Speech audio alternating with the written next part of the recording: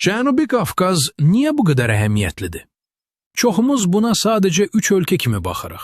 Amma əslində, bura bütöv bir regionun, hətta Asiyanın azadlıq açarıdır. Baxın, Şimal-Şərqi Avrasiya bütövlükdə Rusiya torpaqlarıdır. Bu o deməkdir ki, digər Asiya dövlətləri öz strateji layihələrini, mallarını və enerjisini dünyaya çıxarmaq üçün Rusiyadan keçməlidir. Bu isə həm Rusiyanın varlanması, həm də həmin dövlətlərin ondan tam asılı olması deməkdir.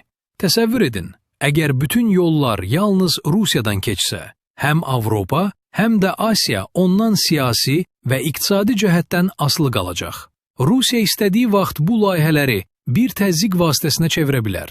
Məhz burada Cənubi Qafqaz dövrəyə girir. Əgər böyük layihələr buradan keçsə, mənzərə tamamilə dəyişir. Bir çox dövlət tranzit ölkə kimi gəlir götürəcək və rifah qazanacaq. Tranzit haqqı təkcə bir mərkəzə deyil, bir neçə dövlətə paylanacaq. Ən əsası, Avropa və Asiyanın Rusiyadan heç bir asılılığı qalmayacaq. Yəni, Cənubi Qafqazın müstəqilliyi əslində digər Asiya dövlətlərinin də müstəqilliyi deməkdir. Bura sadəcə bir keçid deyil, iqtisadi azadlığın tək ünvanıdır.